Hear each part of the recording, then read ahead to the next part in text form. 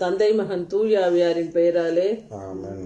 இன்று பொதுக்காலம் 30ஆம் வாரம் வியாழக்கிழமை 2ஆம் ஆண்டிற்குரிய வசனங்களை பார்க்க இருக்கிறோம். முதல் வசனம், முதல் வாசகம் தூதர் பவுல் எபேசியருக்கு எழுதிய திருமுகத்தில் 6வது அதிகாரத்தில் 10 முதல் 20 வரையில் வசனங்களை பார்க்கிறோம். அதில் மைய கருத்து என்பது அனைத்தின் மீதும் வெற்றி பெற்று நிலைத்து நிற்க வல்லமை பெறும்படி கடவுள் அருளும் எல்லா படைக்கலன்களையும் எடுத்து கொள்ளுங்கள். இப்ப இதை இன்றைய வாசகத்தை எப்படி உருவகப்படுத்துகிறார் என்று முதலில் பார்த்து கொள்ள வேண்டும். இது ஒரு உருவகம்தான். என்ன உருவகம் என்றால், ஒரு போருக்கு செல்வது போல் நீங்கள் நினைத்து கொள்ள வேண்டும் என்று இங்கே சொல்கிறார். அதனால் நாம் இந்த போரில் வெற்றி பெறுவதற்கு தேவைப்படும் படைக்கலன்கள் குறித்து இங்கே சொல்ல இருக்கிறார். அனைத்தின் மீதும் வெற்றி பெற்று நிலை நிற்க. சரியா? அந்த போர்ல என்ன செய்யணும்னா, நாம் அனைத்தின் மீதும் வெற்றி பெற்று நிலை நிற்க வேண்டும். அதுதான் போர். எப்போ ஜெயிக்கிறோம்னா, நாம் நிலை நின்று விட்டால் அந்த போரை வென்று விடுகிறோம். அந்த மாதிரி வென்று விடுவதற்கு வல்லமை பெறும்படி கடவுள் அருள்கிறார் பலவிதமான படைக்கலன்கள். அந்த படைக்கலன்கள் என்னென்ன என்று தெரிந்து கொண்டு அவற்றையெல்லாம் எடுத்துக்கொண்டு போர் என்று மைய கருத்தாக இன்று பவுல் கூறுகிறார். போர் யாருக்கு எதிராக போர் புரிகிறோம் அதுதான் கண்டுபிடிக்கிறோம். இது தெரியாமல் தான், அதாவது சேம் சைடு கோல் என்று சொல்வார்கள். தமிழ்ல என்னன்னு தெரியல. அதாவது சொந்த இதையே பக்கத்தையே காலவாரி விடுவது. சேம் சைடு கோல்னா, எதிரி கோல் அடிக்கும் பொழுது எதிரி பக்கம் போய் உள்ள கோல் போஸ்டருக்கு இடையில் பந்தை உதைத்து விட்டால் அது சரியான கோல் அடிக்கும் விதம். அதை விட்டுவிட்டு நம் சைடு உள்ள கோலில் கொண்டு போய் பந்தை செலுத்துவது என்பது நமக்கு எதிராகவே நாம் செயல்படும் விதம் என்று எடுத்துக்கொள்ளலாம். அதுபோன்று இதை ஏன் சொல்கிறார் என்றால், நம்முடைய எதிரி யார் என்று பலருக்கும் தெரிவதில்லை. குறிப்பாக நம்ம எல்லாம் வழி நடத்தி செல்லும் அந்த திருச்சபையின் அதிகாரிகளுக்கு, அதாவது தற்காலத்து திருச்சபை அதிகாரிகள், முற்காலத்தில் திருச்சபை அதிகாரிகள் இருந்தார்கள். அவர்கள் எல்லாம் சரியாக தான் வழி நடத்தி சென்றார்கள். அவர்கள் தவறு செய்வதற்கு வழி இல்லாமல் திருச்சபை அவர்களை கடிவாளம் போட்டு வைத்திருந்தார். ஆனால் 2ஆம் வத்திக்கான் சங்கம் இது போன்ற அதிகாரிகளுக்கு பல சுதந்திரங்கள் கொடுத்து சொந்த கருத்துக்களை புகுத்த இடம் தந்ததால் இப்பொழுது என்ன ஆகிவிட்டது என்றால், இந்த சேம் சைடு கோல் அடிக்கும் நிகழ்ச்சிகள் நம் திருச்சபையிலும் நடக்கிறது. அதாவது நமக்கு எதிராகவே நாமே செயல்படும். அந்த குருக்கள் எல்லாம் சொல்லக்கூடிய வார்த்தை என்ன என்றால், இதை சொன்னதும், நான் ஒருபோதும் திருச்சபைக்கு எதிராக செயல்பட மாட்டேன், நான் திருச்சபைக்காக தான்ப்பா பேசுகிறேன், என்ன ஏன்ப்பா திருச்சபைக்கு எதிராக செயல்படுறேன்னு சொல்கிறேன் அப்படின்னு திருச்சபைக்கு எதிராக செயல்படுறேன் என்று சொல்லிக்கொண்டு ஒருவர் திருச்சபைக்கு எதிராக செயல்பட மாட்டார். திருச்சபைக்கு எதிராக செயல்படுவது என்றால் என்ன, அதெல்லாம் தான் நாம் இப்போது பார்க்க போகிறோம். திருச்சபைக்கு எதிராக செயல்படுவது என்றால் என்ன, திருச்சபைக்காக செயல்படுவதென்றால் என்ன. நாம் திருச்சபையின் அணியில் நிற்கிறோம், திருச்சபையின் படையை சேர்ந்தவர்களாக இருக்கிறோம். காலையில் வேளாங்கண்ணியில் மறைவுரையாற்றிய ஜான்சன் எட்வர்ட் என்ற அருட்தந்தை அவர்கள் இதற்கு என்ன வார்த்தை சொன்னார்கள் என்றால், சோல்ஜர்ஸ் ஆஃப் ஜீசஸ் அப்படின்னு. சோல்ஜர்ஸ், போர் வீரர்கள் என்ற உருவகப்படுத்தப்பட்டு நமக்கெல்லாம் அறிவுரை தருகிறார் பவுலடியார். என்ன அறிவுரை தருகிறார் என்று பார்ப்போம். நீங்கள் ஆண்டவரோடு இணைந்து, இப்போது என்ன செய்ய வேண்டும்? ஆண்டவர் என்றால் நற்கருணை ஆண்டவரோடு இணைந்து அவர் தரும் வலிமையாலும் ஆற்றலாலும் வலுவூட்ட பெறுங்கள். சரியா? முதல்ல என்ன? நற்கருணை ஆண்டவர்.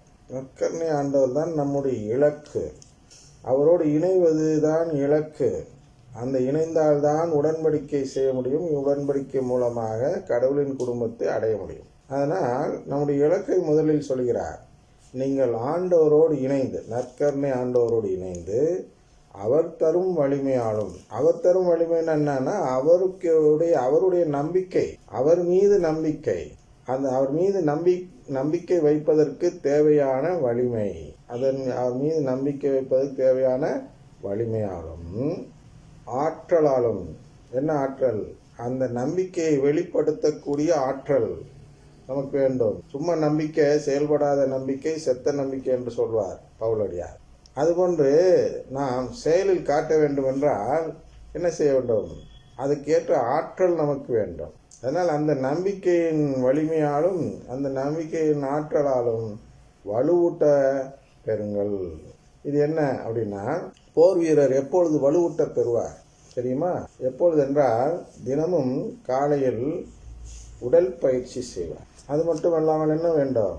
வலுவூட்ட பெற சரியான ஆகாரம் வேண்டும், போஷாக்கு வேண்டும். அதனால் என்ன செய்வார்கள்? பொதுவாக நம்முடைய தேசத்தின் இதில் கூட எடுத்துக்கலாம், பாதுகாப்பு படை இருக்கிறது அல்லவா, மிலிட்ரி என்று சொல்கிறோம் அல்லவா, அவர்கள் குறிப்பாக எதை சாப்பிடுவார்கள் என்றால் கறி, புரோட்டீன் உள்ள மாமிசம் எதெல்லாம் இருக்கிறதோ அதெல்லாம் சாப்பிட தயாராக இருப்பார்கள். அதெல்லாம் எடுத்துக்கொள்வார்கள். குறிப்பாக பால், முட்டை. இவர்கள் சைவ பிரியர்களும் பால், முட்டையை எடுப்பார்கள். அசைவ பிரியர்கள் அனைத்து விதமான புரதச்சத்து மிக்க ஆகாரங்களை எடுத்துக்கொண்டு அவர்களை வலுவூட்டிக் கொள்வார்கள். ஏனென்றால் எதிரியை நாம் சந்திக்கும் பொழுது, அவனோடு போர் புரியும் பொழுது அவன் நம்மை விட வலுவானவனாக இருந்து விட்டால் நம்மை வீழ்த்தி விடுவான். அதனால் அவனை விட நாம் சொல்லுவாங்க, பெரிய ஒரு ஒரு பெரிய ஒரு பீமனை போன்ற ஒரு உடல் அமைப்பை பெற்றவனாக நாம் மாறிய பின் போர் புரிய சென்றால்தான் அது எதிரியை நாம் சமாளிக்க முடியும் இல்லையா? உதாரணத்துக்கு ராஜராஜ சோழன் வீசிய கத்தியின் எடை 20 கிலோ என்கிறார்கள். 20 கிலோவை நாம் எல்லாம் தூக்கணும், 2 கையால் பிடிச்சி தான் அப்படி சுமக்கணும். அவன் அதை ஒத்த கையால் வீசி இருக்கிறான். அவ்வளவு தூரம் அவன் வலுவூட்ட பெற்றவனாக இருந்தான். அதுபோன்றுதான் நாமும் நம்முடைய நம்பிக்கையில் வலுவூட்ட பெற்று இருக்க வேண்டும். அதுக்கெல்லாம் அவங்களுக்கு தெரியும். அந்த வலிமை மிக்கவனாக நாம் இருக்க வேண்டும் என்றால் அந்த ஆற்றல் எங்கிருந்து வரும் என்றால், நன்கு திருவிவிலியத்தை அறிந்திருக்க வேண்டும், புரிந்து படித்திருக்க வேண்டும். மனப்பாடம் செய்யறதில்ல. நம்முடைய எதிரிகள் இருக்கிறார்கள் அல்லவா? ஏன் எதிரிகள் என்றால், நம்முடைய இலக்குக்கு எதிரான இலக்கை உடையவர்கள் நம்முடைய எதிரிகள். நம்முடைய இலக்கு என்பது கடவுளின் குடும்பத்தில் சேர்வது, அவர்களுடைய இலக்கு என்பது கடவுள் குடும்பமே இல்லை என்று சொல்வது. அதனால் அது நமக்கு எதிரான இலக்கை உடையவர்களாக இருக்கும் பொழுது நம்முடைய எதிரணியில் விளையாடுகிறவர்களை எதிரிகள் என்று அழைக்கிறோம். அந்த எதிரணியில் உள்ள அந்த எதிரிகள்னா எனிமின்னு எடுத்துக்காதீங்க, நம்முடைய காம்படிட்டர் எடுத்துங்க, நம்மளை திசை திருப்பக்கூடியவர்கள் என்று எடுத்துக்கொள்ளும். அந்த எதிரிகள் என்ன செய்கிறார்கள்? அவர்கள் இவ்வாறு வழிவிட்ட பெறுகிறார்கள். எவ்வாறு என்றால், விவிலிய வசனங்களை மனப்பாடம் செய்து கையில் விவிலியமே இல்லாமல் எதிரியை அச்சுறுத்தி விடுவார்கள். கடகட என்று பல வசனங்களை பேசுவார். இந்த விவிலியத்தை கையில் எடுக்காதவன் என்ன செய்வான் என்றால், அப்படியே தொடர் நடுங்கி போயிடுவான். இவ்வளவு தூரம் கரைச்சி குடிச்சிருக்கிறாரு, இப்போ இவர் சொன்னால் கரெக்டாக இருக்கும் அப்படின்னு சொல்லி கேட்க ஆரம்பித்துடுவான். கடைசியில் அவன் எங்கே அழைச்சிட்டு போகிறான்? கடவுள் ஏற்படுத்திய திசைக்கு எதிர் திசைக்கு அழைத்து செல்கிறான் என்பது அவர்களுக்கு தெரியாது. எனவே நாம் வெற்றி பெற வேண்டும் என்றால் இதிலெல்லாம் நாம் வலிமை பெற்றவராக இருக்க வேண்டும். ஆனால் இதில் நிலைத்து நிற்க வலுவூட்ட பெற வேண்டும், ஆற்றல் இருக்க வேண்டும். அதான் நீங்கள் ஆண்டவரோடு இணைந்திருந்து, நற்கருணை ஆண்டவரோடு இணைந்திருந்து அப்படின்னா நற்கருணை ஆண்டவருடைய அணியில் இருந்து, நற்கருணை ஆண்டவர் பக்கம் இருந்து, அவர் தரும் வலிமையாலும் ஆற்றலாலும், அவருடைய மேலுள்ள நம்பிக்கையின் மேலுள்ள நம்பிக்கையால் கிடைக்கக்கூடிய வலிமையாலும் ஆற்றலாலும் வலுவூட்ட பெறுங்கள். எதிரியை சொல்ல போறார். அழகையின் ஏமாற்று வழிகளை எதிர்த்து நிற்கும் வலிமை பெறும்படி. அழகையின் ஏமாற்று வழிகள், சரியா? இப்ப நான் சொன்னேன் இல்லையா, அதெல்லாம் அழகையின் ஏமாற்று வழிகள்.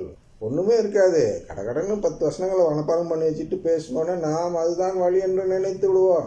அதான் ஏமாற்று வழி. வசனம் பேசி நம்மளுக்கு ஏதோ ஒரு வழியை காட்டுவார்கள், நாம் அதில் ஏமாந்து விடுவோம். ஏமாந்து விடுவதால் அது ஏமாற்று வழி. உண்மையான வழி எது? நற்கருணையோடு இணைந்து வாழும் வழிதான் உண்மையான வழி, ஏமாறாத வழி. அழகியுடைய வேலை என்ன? நம்மை ஏமாற்றி வேறு வழிக்கு அழைத்து செல்வது. அழகையின் ஏமாற்றி வழிகளை எதிர்த்து நிற்கும் வலிமை பெறும்படி. எதிர்த்து நிற்கும் வலிமை.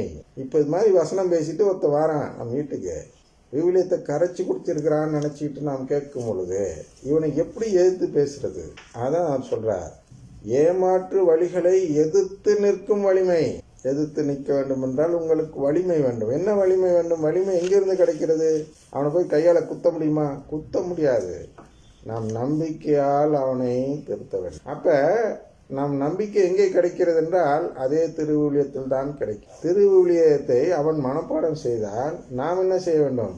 புரிந்து படிக்க வேண்டும். புரிந்து படித்தால் என்ன புரிந்து கொள்வோம் என்றால் இதை தான் புரிந்து கொள்வோம். ஆஹா, இவன் ஏமாற்று வழியை நம்மிடம் காட்டும் அழகையின் கூட்டத்தை சேர்ந்தவனாக இருக்கிறான் என்பதை ஒரு நொடி பொழுதில் கண்டறிந்து விடுவோம். ஏனென்றால் நீங்கள் புரிந்து படிப்பீர்கள் என்றால் கடவுளின் குடும்ப உறவை குறித்து தான் திருவிவிலியம் கூறுகிறது என்றும், மரியாள் அவர்களை முட்டை ஓடு என்று சொன்னால் நரக தண்டனை கிடைக்கும் என்பதும் உங்களுக்கு தெளிவாக தெரிந்திருக்கும். ஃபாதர் சிஸ்டர்ஸ் புரிஞ்சு படிச்சிருந்தாலும் இந்த இதே இல்லையே, பிரச்சனை இல்லையே. ஃபாதர் சிஸ்டர்ஸ், அதனால தான் நம்ம பேசுறோம். ஃபாதர் சிஸ்டர்ஸ் புரிஞ்சு படிச்சிருந்தாலும் அதை குறித்து பேசினாலும் இந்த திருச்சபையில் எந்த விதமான ஒரு சஞ்சல நிலையும் இருந்திருக்காது. நம்பிக்கையில்லா நிலையில் இன்று திருச்சபை உழன்று கொண்டிருக்கிறது. திருச்சபை இருக்கிறது, ஆனால் அது நம்பிக்கை இருக்கிறதா என்பது தெரியாத நிலையில் இருக்கிறது. ஏனென்றால் இந்த புரியாமலேயே படிப்பது. குறிப்பாக நம்முடைய திருச்சபையில் உள்ள மறைநூல் அறிஞர்கள் எதை படிக்கிறார்கள் என்றால் வரலாற்று குறிப்புகளை தான் படிக்கிறார்கள். ஒவ்வொரு சம்பவத்திற்கும் பின்னால் உள்ள வரலாற்று குறிப்புகளும் அதில் உள்ள கலாச்சார பின்னணியும் இது போன்றவைக்கு முக்கியத்துவம் குறித்து அதை நன்கு அறிந்திருக்கிறார்களே தவிர இதெல்லாம் ஏன் கூறப்பட்டது என்பதை சொல்ல மாட்டார்கள். இன்றைய மறைவுரையில் கூட அரவணைக்கும் இயேசு பாருங்க, அரவணைக்கும் இயேசுக்கும் இந்த தலைப்புக்கும் என்ன இருக்கு? சம்பந்தம் இல்லை. அனைத்தின் மீதும் வெற்றி பெற்று நிலைத்து நிற்க வல்லமை பெறும்படி கடவுள் அருளும் எல்லா படைக்கலன்களையும் எடுத்துக் கொள்ளுங்கள். இதுல எங்கேயாச்சும் அரவணைக்கும் இயேசுங்கிற கருத்து எங்கேயாச்சும் வருது? இல்ல. ஏன் அப்புறம் அந்த தலைப்பு வச்சாங்க? ஏன்னா இது அவங்களுக்கு விளக்க தெரியாது. படைக்கலன்களே வச்சிருக்கலாம் இல்ல, அதெல்லாம் படிக்கலன்னா என்னன்னு வளர்க்கணும்னா எதிரி யாருன்னு சொல்ல தெரியாது. அதனால் எது அவர்களுக்கு எளிதானதோ அதை எடுத்துக்கொள்கிறார்கள். எது கவர்ச்சிகரமாக இருக்கிறதோ, எது காஸ்பல் ஆஃப் ப்ராஸ்பெரிட்டி என்று சொல்கிறோம்ல, செழுமையை நோக்கி போகக்கூடியதோ அதை எடுத்துக்கொள்கிறார்கள். சரியா? அரவணைக்கும் இயேசுவா. இறைவாக்கினர் ஒருவர் எருசலேமுக்கு வெளியே மடிவது என்பதை நினைத்து கூட பார்க்க முடியாதே. இது ஒரு செழுமையை நோக்கிய ஒரு கருத்து தான். இந்த மைய கருத்து என்ன செழுமை என்றால், எருசலேம்னா அது ஒரு பெரிய விஷயம். அதுக்கு முன்னாடி ஒரு இறைவாக்கினர் இறப்பது என்பது அந்த எருசலேமுக்குள்ள செழுமை பெருமை போய்விடுகிறது. அதனால் அதை நோக்கிய ஒரு தலைப்பு அரவணைக்கும் இயேசு, ஆண்டவரின் பெயரால் வருபவர் ஆசீர் பெற்றவர் என்று கூறக்கூடிய அந்த இயேசு, அதை எடுத்துக்கொள்கிறார்கள். அதை எடுத்துக்கொண்டு அதை விளக்கும் பொழுது இந்த படைகளனை குறித்து விளக்கம் தருவதில்லை. இதை தாண்டி சென்று விடுகிறார்கள். இதுக்கெல்லாம் நம்ம சொல்ல போனால் மாட்டிக்குவோம். திருச்சபையில் எதையாவது ஒன்று கருத்து மாற்றி சொல்லிட்டோம்னா நம்மளை பிடிச்சிக்குவாங்க. பயப்படுறீங்க, கரெக்டு. அப்புறம் இதுக்கு பயப்பட மாட்டேங்கிறீங்க. எந்த வசதி கரெக்டுன்னு சொல்கிறதுக்குள்ள மட்டும் பயப்பட மாட்டேங்குது. இதுக்கு சொல்கிறதுக்கு உடனே பயம் நெழுப்பி ஈஸியான தலைப்பை எடுத்து விளக்கம் கூற பார்க்கிறார்கள். நீங்கள் சொன்ன அந்த அருட்சகோதரிகளும் தந்தையர்களும் அருட்சகோதரர்களும் இந்த விவிலியத்தை புரிந்து படிக்காமல் பின்னணியை மட்டும் படித்து கொண்டு போய் நமக்கு இந்த வலிவூட்டாமல் வலிமை பெற வைக்காமல் அவர்கள் ஏதோ விளையாண்டு கொண்டிருக்கிறார்கள். அதனால் அவர்கள் அழகையின் ஏமாற்று வழிகளை எதிர்த்து நிற்கும் வலிமை பெறாதவர்களாக இருக்கிறார்கள். அதனால் அவர்கள் ஒளிந்து ஓடுகிறார்கள். அதை குறித்து ஒரு மறைவுரை கொடுக்க அவர்கள் யோசிக்கிறார்கள். இதனால் நம்மை தப்பாக நினைச்சிருவாங்களா? நினைக்காதீர்கள். உங்களுக்கு நல்ல பெயர் வேண்டும் என்று ஆசைப்படுவதும் செழுமை நற்செய்தியை நோக்கிய பயணம்தான். நாம் சிலுவை நற்செய்தியை நோக்கி தான் போக வேண்டும். 1008 குறை இருக்கும், ஆனால் நம் செய்தியில் குறை இருக்கக்கூடாது. சொல்லும் வார்த்தைகளில் குறை இருக்கலாம், உச்சரிப்பில் குறை இருக்கலாம், இலக்கணத்தில் குறை இருக்கலாம், எது வேண்டுமானாலும் இருக்கலாம். ஆனால் நம்முடைய புரிதலில் குறை இருக்கக்கூடாது. தெளிவாக புரிந்து கொள்ள வேண்டும். அந்த புரிந்த செய்தியை மக்களுக்கு விளக்க பார்க்க வேண்டும். அதுதான் நம்ம திருச்சபையின் அதிகாரிகளுடைய கடமை.